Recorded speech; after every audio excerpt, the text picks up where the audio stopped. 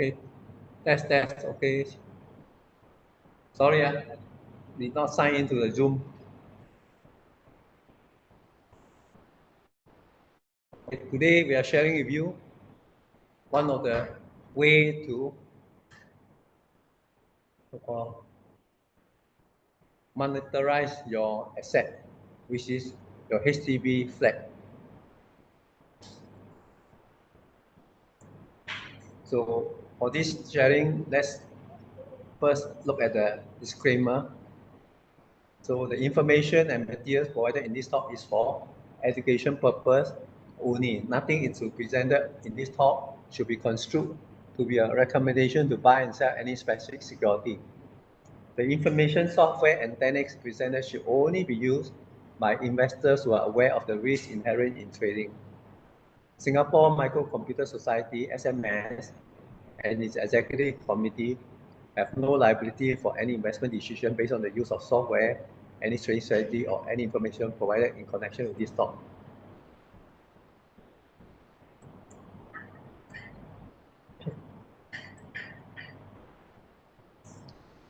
Okay, as an introduction, for many Singaporeans, myself included, their HDB flat is their most valuable asset because whether you like it or not, more than 80% of us are living in the HDB flat.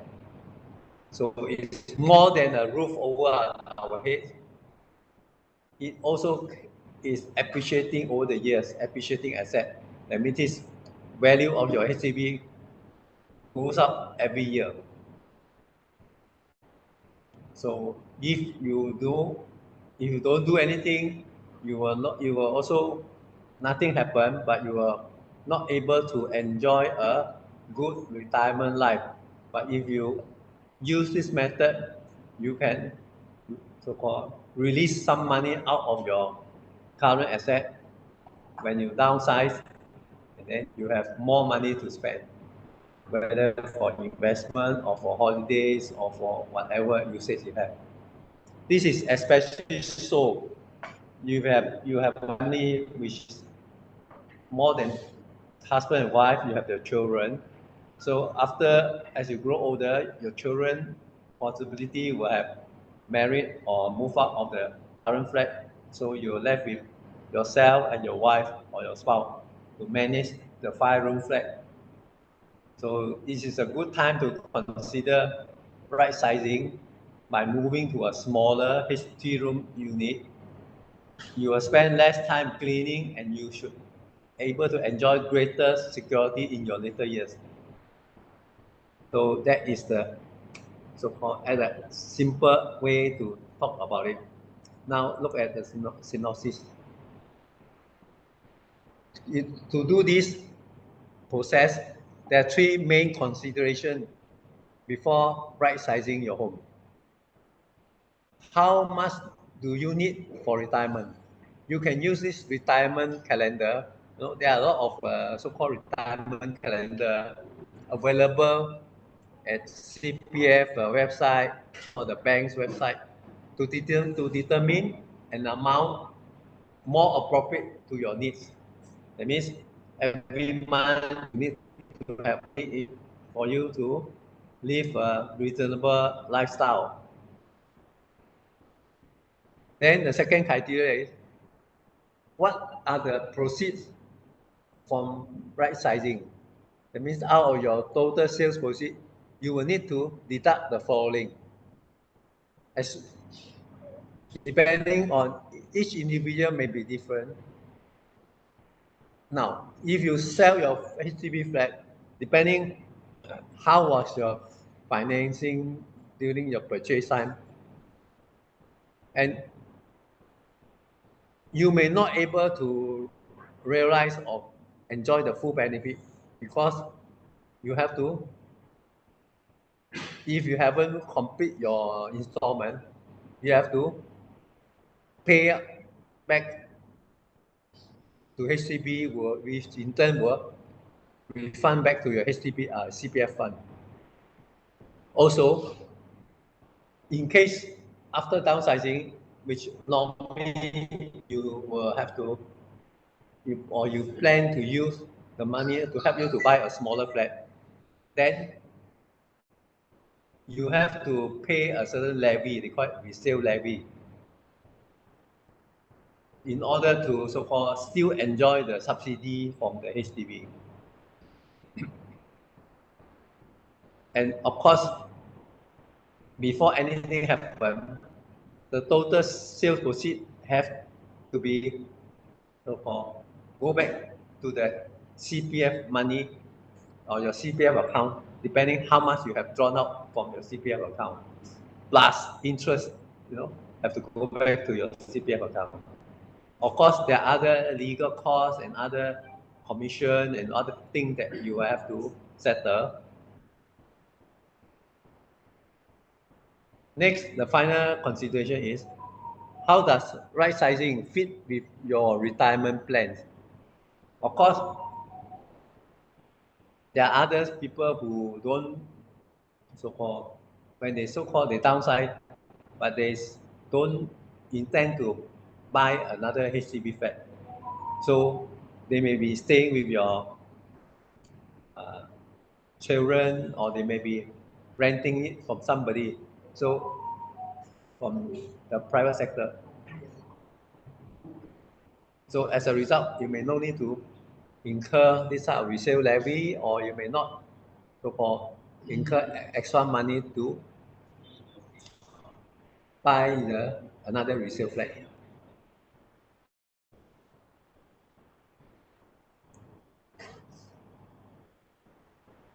This so-called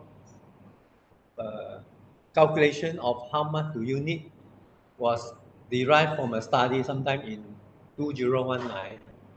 It was calculated that most Singaporeans will need about $1,379 per month after retirement, or roughly $16,540 per year to live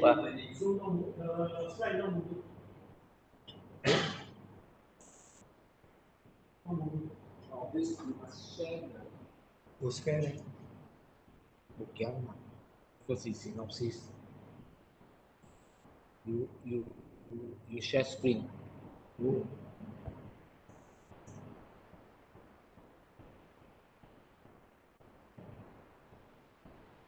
You cancel the stop.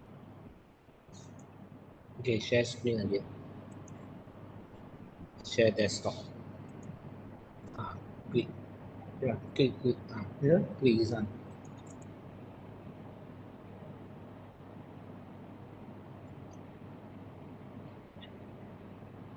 Okay, saya. Where? You play. Okay. Go to the next slide. Play. Play.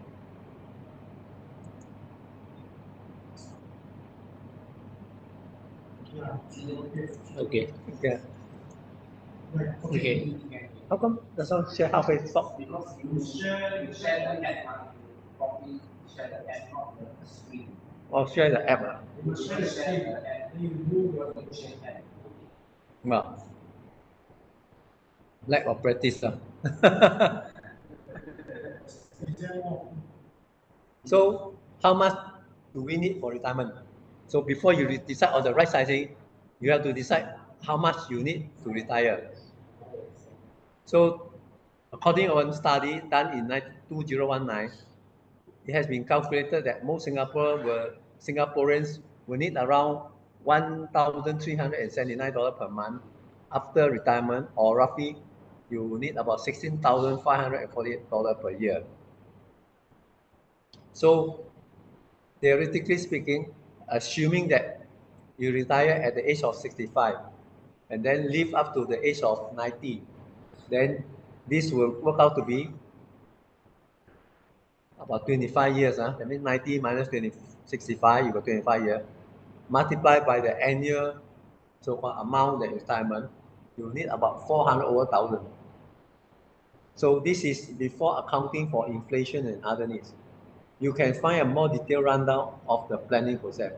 So looking at this figure is quite so-called disturbing because if based on this calculation, that means many people may not able to enjoy this sort of quality of life with this almost 1,004 per month type of so-called income or retirement fund available to enjoy the life for the next 25 years. So how? Then of course you can so-called reduce your expectation or spend less, or you can share with other people. Maybe instead of single income, that means maybe husband and wife have to chip in to have that type of amount of money available so that you can lead a comfortable lifestyle. Next, of course, some may argue or some may talk, may feel that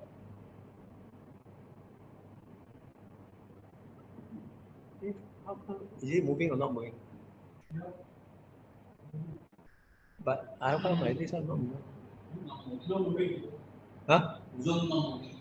Zoom not moving 不再来呢 I click here. Yeah. This okay, but this not moving. Is what there? Eh? No. Now how much do you need for retirement now? Second slide for how much do you need retirement? Oh, your Zoom something wrong. Yeah.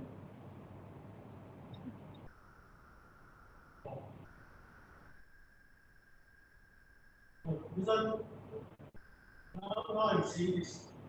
Correct, you can see. Move it. Oh, slow there. Like, no, there you go. Oh, there's a lag. Okay.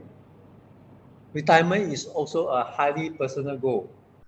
And you may need more or maybe less for retirement. For example, considering such factors as do you want to be able to be traveling abroad when you retire? And how often you want to do that? Also, how much is your hobby costing you? So example, for golfer, you may have to spend much more money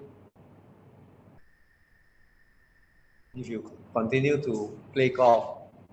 But of course, not many people are golfers, or when you reach a certain age, golfing may not be so interesting to you because golfing take away quite a substantial amount of time. And then if your spouse is a non-golfer and you are the only golfer, then you may not able to spend your retirement life together. So of course, if you wish to do that together, then it may be easier when you have the similar hobbies, like you like to do some long walk or stroll along the beach or at the park. Also, as you age, you know that most seniors will have one type or the other type of medical condition that may require lifelong treatment. And sometimes we are like a sandwich class. I mean, you may be aging, but you still have older parents that is still surviving. Let's say you may be 60 plus, your parents may be 80 plus. So they are still need your support, or they are dependent on you to look after in their old age. Or sometimes in the family, you may have family members who have special needs. Example, they may not able to they may be wheelchair bound, or they may be bedridden, or they may have need support for them to, they are not so-called independently able to live on their own. They need support. So you also maybe end up as a caregiver also. Once you set your retirement goal, you then can determine how much right sizing can help you. So this is quite a challenge. That's why sometimes not many people are doing such this activity. Another method or other method may be much more so-called easier to manage. Especially in your household, you have more complex set of situation. Oh, yeah, there's a lag. Now it's catching up. So, what are the proceeds from right sizing? After you determine the amount you have after selling your 5-room HDB flat, and then you plan to buy a 3-room flat, here's a quick example of how to do it. So let's work out your net proceeds from selling the flat. Say you manage to sell your HDB 5-room flat for 600,000. This is based on the assumption of the flat size of about 1,002 square feet at the natural average of around $521 per square feet as of June 2022, according to Square Foot Research, this particular report. So out of the total sales proceed, you will need to deduct the following: any outstanding amount in the home loan. You know, when we are first start to buy HDB, so when you go to HDB so-called sales and purchase department, there, quite often than not, we would like to drag the installment plan to the maximum, 25 years or 30 years. You know? So depend at what time you start to buy the flat, at what age rather. So if you drag it for the maximum, so when you reach the age, let's say 60 or something, when you so-called decided to use this method of downsizing, maybe for some of us, we may not have fully pay up the HDB loan. So if you sell, you can still sell your 5-room flat, but any unpaid amount or the outstanding amount in the home loan, you will have to pay off to the HDB through the sales proceeds first. That means if you sell the flat at, let's say, 625,000, so the certain amount that you haven't fully paid to HDB, you will have to deduct this amount from your sale proceed to pay back to HDB. That means the amount that is outstanding. And then, if you have intention to buy a 3-room flat under HDB ruling, you need to pay a certain resale levy, because as far as HDB concerned, you only can have 2 bites of the cherry. It means first time there is the first purchase and then the subsequent purchase. So it is considered a subsidized so-called flat. So there will be some levy you have to pay, maybe 10% on your sales value, or sometimes 15% on your new purchase or something like that, depending which path you have to take. So, and after this, those money that you sell in your resale, on your sale proceed, the money, if you use mainly HDB money, which is your own money, then the fund will go back to HDB board first under your account. CPF, yeah. CPF, your CPF account. And plus interest also. That means, example, you draw over certain amount of money, maybe 30,000 or 300,000 from your CPF fund. This 300,000, supposedly, if you didn't draw out from your CPF account, will attract a certain interest rate, maybe about 3% or 2.5% per year. So this amount will be calculated and will be looked up that so much amount plus the interest, first of all, has to go back to your HDB account, I mean CPF account. Right. So in addition, just for simplicity's sake, you have to pay legal fee as well as a sales commission on the sales to the agent. So that's why you find that sometimes it's quite a complicating process lah. But don't worry, most HDB housing agent will be more than happy to help you to get involved, to help you to sell the flat and explain or help you to fill out all the necessary form to so-called downsize. Because for the agent concerned, this is part of their so-called professional expertise. And then don't forget, if you sell something, chances are you may want to buy another smaller size flat. So they may able to get two so-called transaction from you. One is a sale transaction and one is maybe a purchase transaction.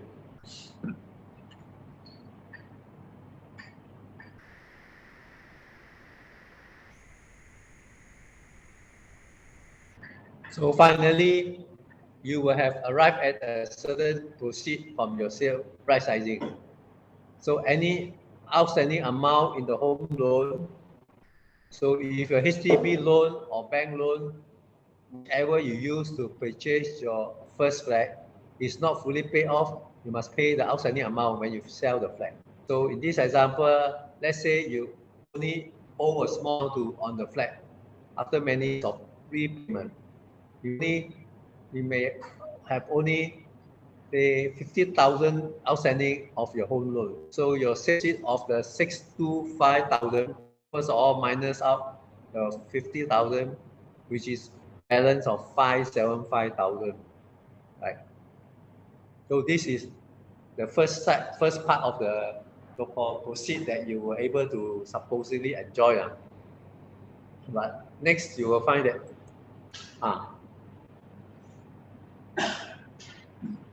assuming that you take the path of buying a 3 rooms or smaller size flat, under HDB ruling, if you sell a subsidized flat to buy another subsidized flat, a subsidized flat refer to the following: whether it's a BTO flat, built to order flat, or sales of balance SBF flat, or EC bought from the developer, or any resale flat that was purchased with the aid of CPF housing grant but not proxy housing grant. Note that BTO flat, SBF flat, and ECs are considered subsidized even if you didn't take a CPF housing grant. So as the government has subsidized the cost to make them lower than the market rate. Resale flats only count as subsidized if you use CPF housing grant, such as Enhanced Housing Grant, EHG. If you use only the Proxy Housing Grant, PHG, which is given for living near your parent, the flat does not count as being subsidized. So there are quite a lot of rulings. So you have to check on all these rulings. Of course, your property agent will be more happy to help you. In fact, if you are not that lazy, you can go through the guideline in the HDB website. They will tell you what are the things and give you an idea how to work out all these sums. It's not that complicating. It's quite straightforward. Just that you have to know which category you are doing it and all these things.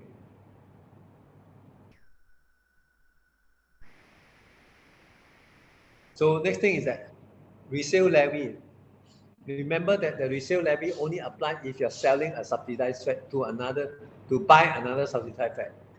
So if you sell your 5-room flat to buy an unsubsidized 3-room flat, that is, you don't take CPF grant for the 3-room flat, then you don't need to pay a resale levy. So under HDB rule, if you don't take CPF grant, then you are not considering buying a subsidized flat, then you will save on the resale levy. For example, let's assume that you buy a 3-room resale flat without grant, as you may have more than enough cash from selling your 5-room flat, then you don't need to pay the levy. That means you try to make use of those sales proceeds to pay out all for the smaller flat that you next buy. So if you did choose to use CPF grant, you will have to pay a resale levy of 30,000.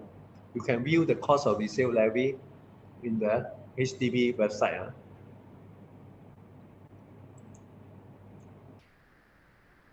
So next is the CPF refund. When you sell your flat, you have to refund any money used from your CPF ordinary account, the CPF OA, to buy the flat. In most cases, Singaporeans use their CPF OA to pay for the following.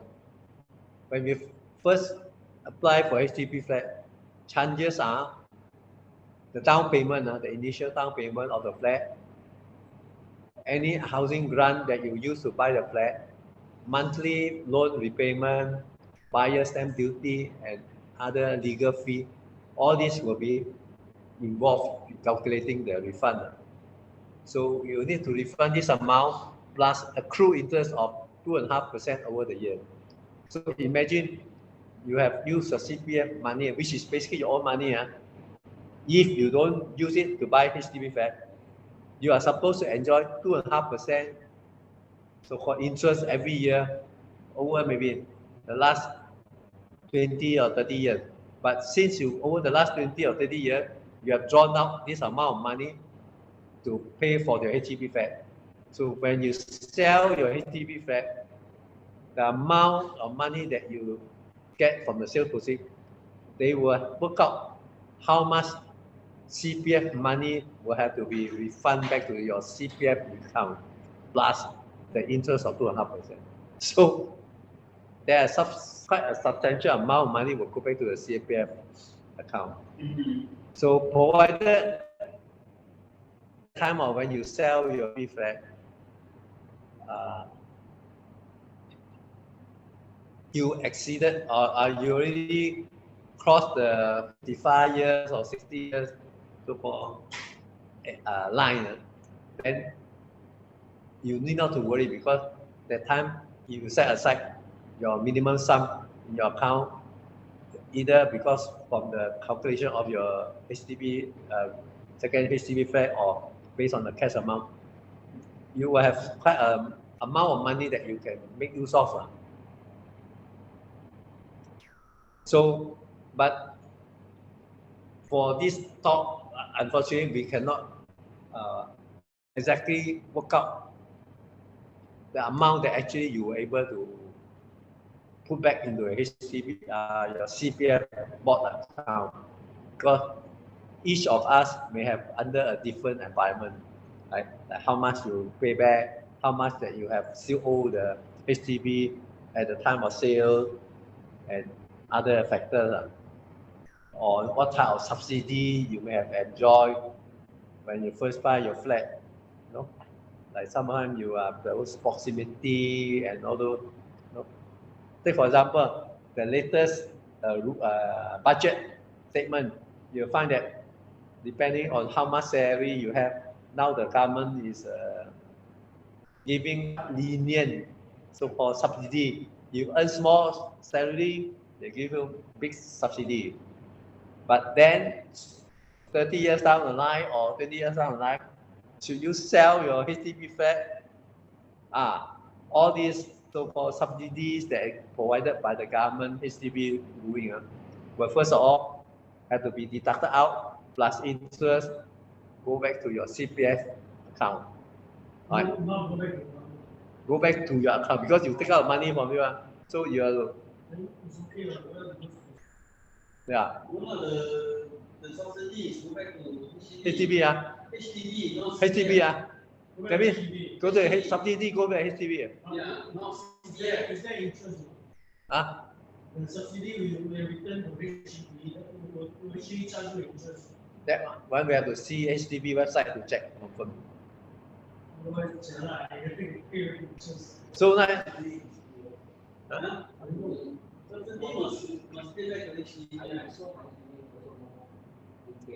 你pay啊？冇pay啊？ No. Oh, the 30,000 啊。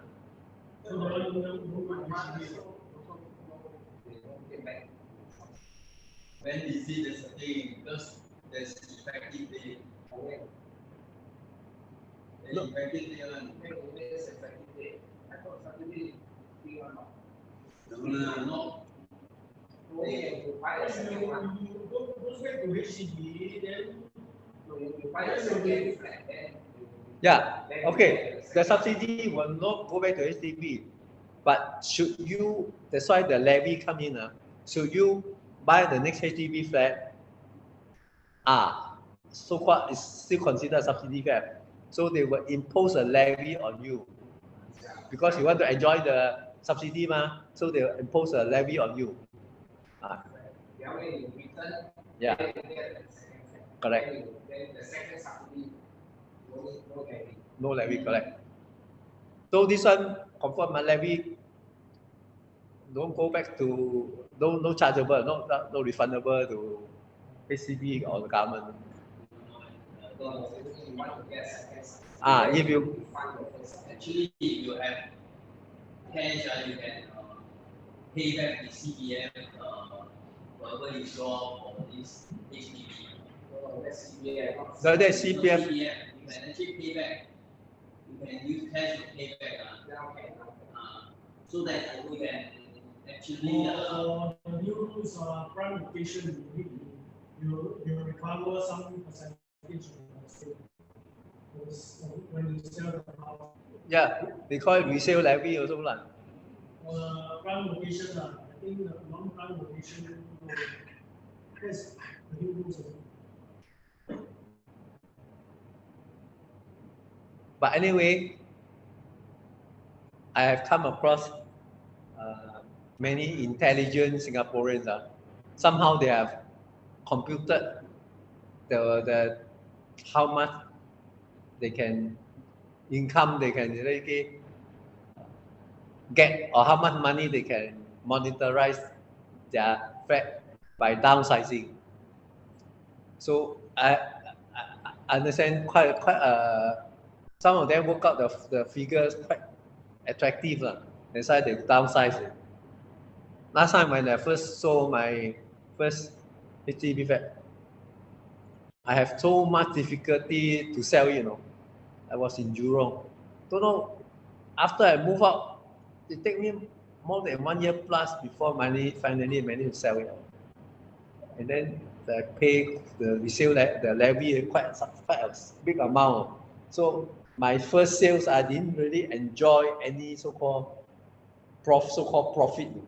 In fact, almost break even or no gain, no lose. You buy the first flat, you sell it off, you don't buy the next flat. No need to pay levy. No levy. Yeah, that's why you have a choice. You don't want to pay levy, that means you don't want to buy the second, you buy private or what, then you no need to. No, you buy resale. Last time they used to pay on the sales price. If the numbers fund, pay on the book. No, under declare. There's a danger, under declare, Many agents during transaction, pay less to argue. who pay less for government. See, you pay higher, you pay less. Later is what you pay. If your resale price is 500,000, you pay 150 啊，看到我的这边150的是你这是咱们 best。 No, no, but you declare the seller on the day to pay out, you say 150. Then you count the common use. Okay, so CPF refund. To determine the amount of your CPF refund, you need to go to log into CPF website with your SingPass. This will specify the amount you need to return. So I don't know how many of us really do this exercise before you actually get involved in selling your or downsizing your flat, because this is a very important step. No? Because other, no, I mean the CPF. Or last time you're in the business of for the property agent.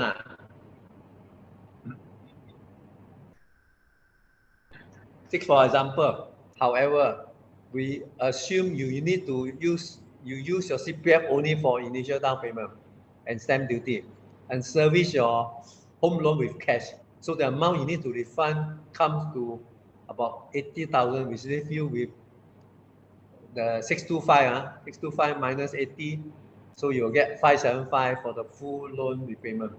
There's 80,000 refund, so you get 495.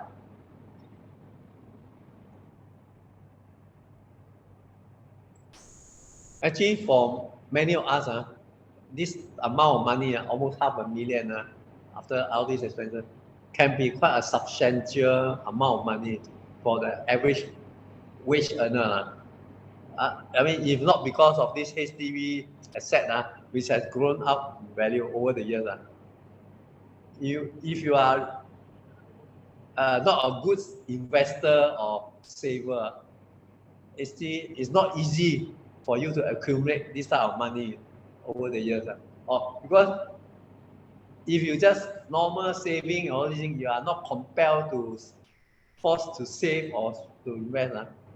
You will never achieve this type of figures. It's quite a substantial amount of money to able to get involved. And so that is also one of the reasons why in Singapore, by and large, most people speculate more on property investment. Many of them roll the HDB flat 1 time, 2 times, 3 times, instead of rolling money on the stock market or the other market. They find that over the years, chances are they tend to make then lose money by speculating on the HDB property so-called investment. How many times you do your HDB investment? 1 time. Some of them do more than one.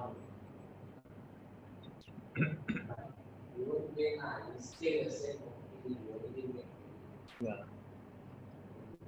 Get bigger size, right? Then you want percentage wise.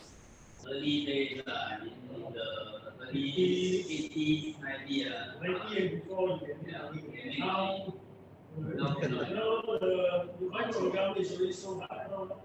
So high already. How much can you appreciate? No control. Only the 1993, 94 period. No, your prayer property, you buy in the year, beginning of year, end of year, the thing can double also.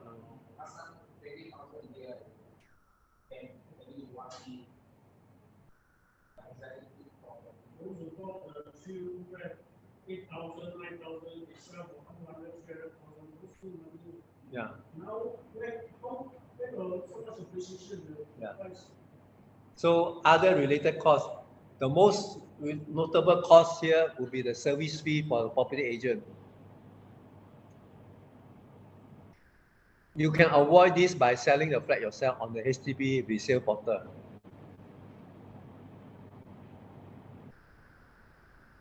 But out of convenience or out of ignorance, by and large, a lot of HDB owners make use of property agent to help them to transact this type of sales of HDB flat. So actually, the 2% of the resale price as a fee actually is still negotiable. It's not a fixed rule. There is no ruling say that you have to definitely pay 2%. It's a negotiable figure actually. So imagine this come to about 12,500 plus and added 817 for goods and services tax. So that's why 2 years ago or last year, in spite of the so-called recession, the bonus income that the Singapore government make from stamp duty and all these property transaction, how many millions of dollars that we generated the income for the government.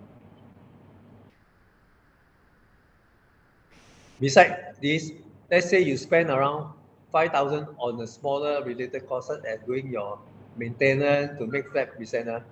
There may also be small outstanding costs like fees for upgrading works. So all in all, it will leave you with about 495,000 after discharging the home loan and refunding to CPF of 8 and minus 18,000 something for realtor service fee and other costs. So you still get back about 481,600. So as you, I don't know whether you are aware or you are ignorant. Realtors, that means the property agent fees are negotiable. We use 2% because it's common amount charged.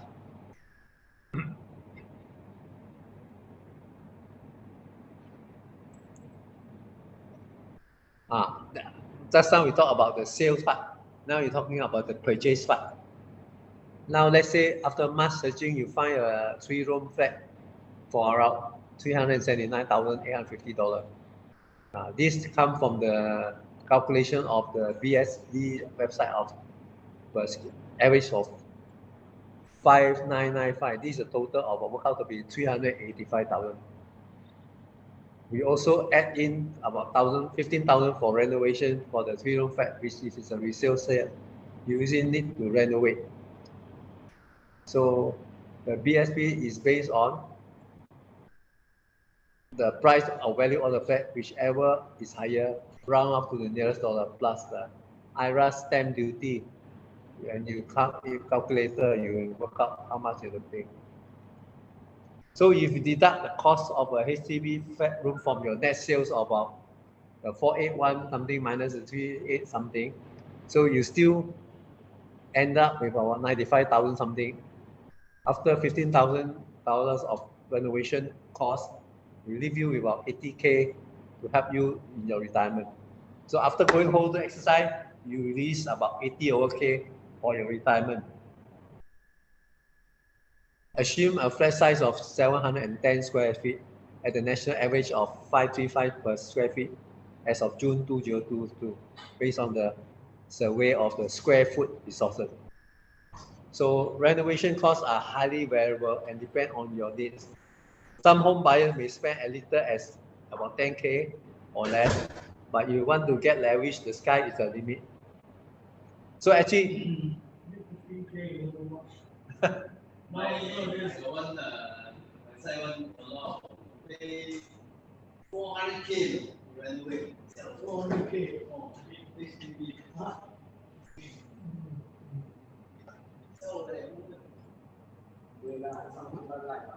The whole room look like hotel room. Very nice. How does right sizing fit with other requirement plans?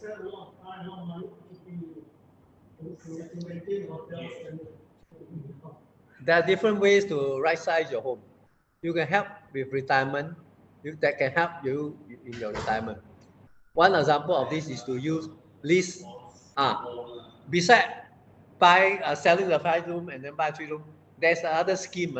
You go to the HDB website, you will find that you can call what the lease buyback scheme, LBS. This sell back a portion of your unused lease to HDB in exchange for topping up your CPF and a small cash bonus. So LBS lease and buyback scheme is one possible approach. If your primary retirement tool is CPF, then you are unlikely to move again, as you cannot sell your flat on the private market once you use the LBS scheme. Huh? Say again? Cannot rent. No, you can rent out your spare room. Here you can see the green one. Can you? If you use the LBS, you can rent out your spare room. Then you have this what I call from the payout eligible age. You sell the flats till end lease to HDB under the LBS scheme. Then use part of the proceeds to top up your CPF retirement account, and then you can join the CPF Life scheme. So as a result, you will have a monthly payout for life under the CPF Life scheme. So owner of 3-room or bigger flat may rent out spare room in accordance with the prevailing rules, right? So LBS bonus in cash up to 30,000 for a 3-room flat, 15,000 for a 4-room flat, and 7,500 for a 5-room or bigger flat.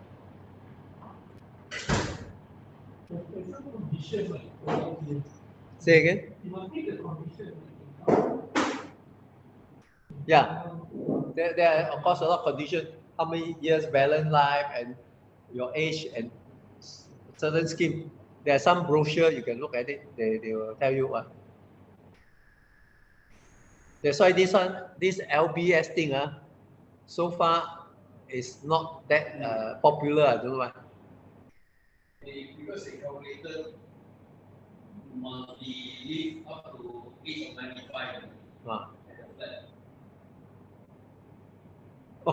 So your flat, let's say your flat left with 60 years, when you are 65, right? Then you only serve 30 years. Yeah, serve 30 years. Basically, this is 95.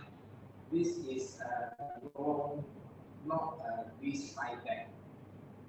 It's borrow money. Borrow for your own money, your flat. You borrow your own money. They lend you the money. And they charge you interest. And then how much you borrow? Every month they charge you until the lease die. Then it is a money lending business. So you die is like that, right? Then how? The government will come in and say, okay, my name is let you come here. No, they let you stay. Because you are dying, probably you will be in the hospital or somewhere. You can't stay on one person. Okay, there's another type, we call it silver housing bonus. This another alternative is the silver housing bonus, which top up your CPF and give you some bonus shares when you right size to a 3-room or smaller unit. This may also be a viable option if, again, your main goal is just to top up your CPF. There are also limitations on the kind of flat that you can buy when right sizing. So check with the terms and conditions first. HDB also provided guidelines that prepare you on your selling journey about the consideration and steps involved in selling a flat.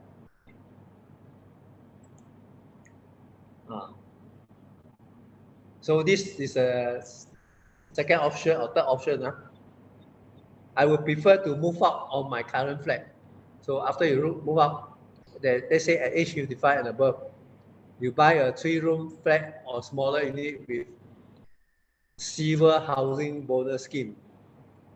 So receive silver on the left, you can see that you will receive silver housing bonus scheme up to 30,000 cash and keep any balance proceed.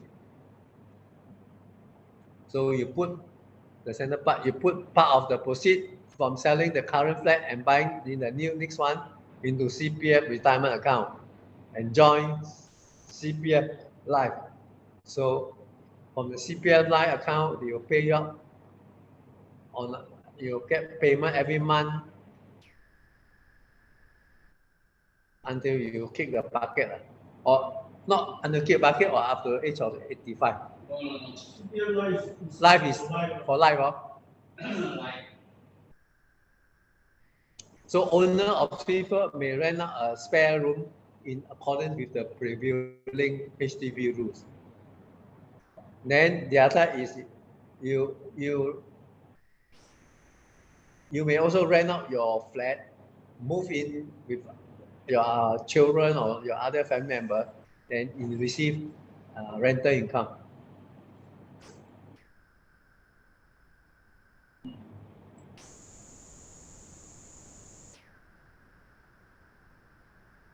This is the part that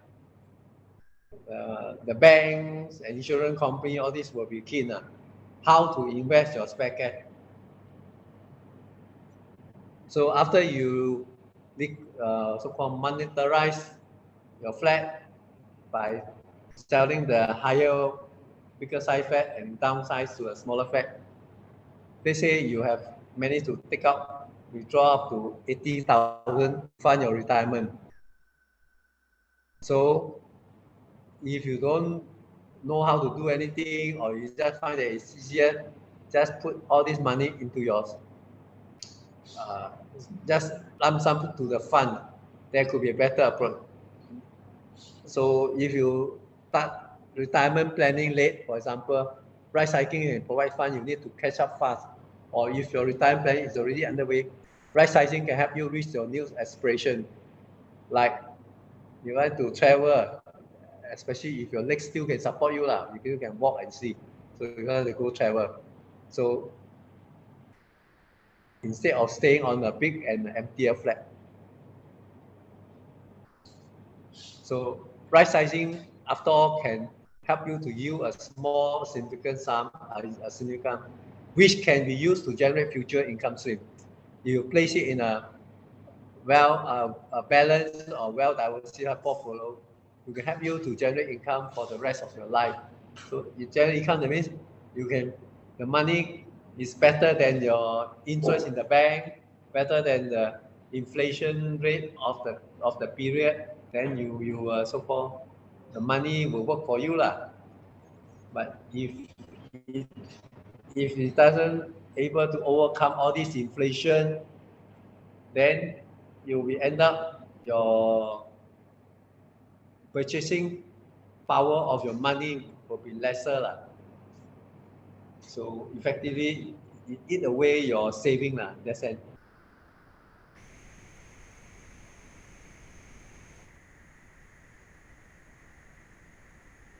So normally, in the past, I share with you is more on the planning, the activities, and planning how to so-called use your spare cash for investment to able to generate some retirement income. Today, we are sharing you is using your existing HDB flat, downsizing, and then change to a smaller size, and then liquidate or monetize the amount of money for your retirement lifestyle. And so there is no magic solution, but there are ways you can better prepare yourself for retirement. Taking small steps in the right direction is always a good idea. You need to develop a clear plan, one that involves disciplined saving. Also, don't forget, illness and accident can disrupt even the best layout plan. You need to protect your financial plan by ensuring adequately to cover your life unfortunate event. So now, of course, our CPF, we have there are some so-called protection scheme in your CPF account. Invest, make your money work harder and make use of the compound interest. This point, provided I don't know at what age you so-called retire because the compounding of interest you need quite a period of time, minimum 10 years or 15 years, where the compounding of your interest will contribute as a more significant return for you. But if your runway is not so long, then you may not able to generate much income from the interest from this compounding effect. Of course, anyway, it will also, every step also count towards your dream retirement lifestyle. It's a question of what is the amount that you feel is you need to lead the type of lifestyle that you want. Because this type of individual approach to managing your retirement life is all very much depends on individual. As I mentioned earlier, some must must go holiday once or twice a year. Some can just eat quite simply by marketing and cooking at home or home cooked food. Some like to just eat up almost every meal, from breakfast to dinner, breakfast, lunch, dinner every day. Must support the hawker center or the food center. They just too lazy to cook. So you find that if you every time patronize all the hawker center, food center, it is definitely more expensive than cooking your own meal. But they say that, oh, cooking your own meal may involve quite a lot of work. Also, it is quite tedious because as you grow older, it's quite tiring to do marketing and then to cook and clean up and all these things. And if you are cooking only for 2 head count or 2 hours long, sometimes of course you find it more convenient and easier to just patronize the hawker center or the food court and all these things. And that also provide you some sort of one area for you to socialize, because sometimes instead of just staying at home and facing the wall and looking at each other, you patronize the food court, hawker center, you mix around with your neighbor, your friend, all this. So you'll find that the lifestyle may be quite interesting instead of just eating at home, all these things. Sometimes they go to all these, there's some party who provide free meal Some party they provide free meal Yeah. Now let me finish that before I share with you. So now we will come to almost the end of today's talk. Actually, right now in Singapore, we are quite fortunate in the sense that there are a lot of senior activity center or those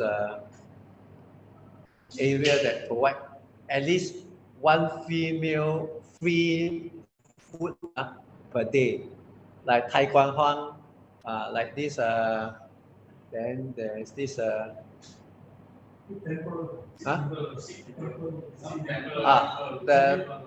Sikh temple, Buddhist lodge. There's some activity center at HDB my side,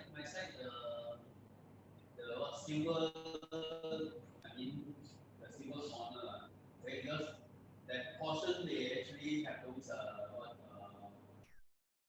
Which area? They have one corner that's all the old folks the old folks Activity center, activity corner. Okay. So every now and then I saw they have people that they cover all those food on the bakery or whatever. They bring them home and then they just share. Yeah. I used to do. I used to. There are because there are some activity center, they like cook food. There are people there to cook for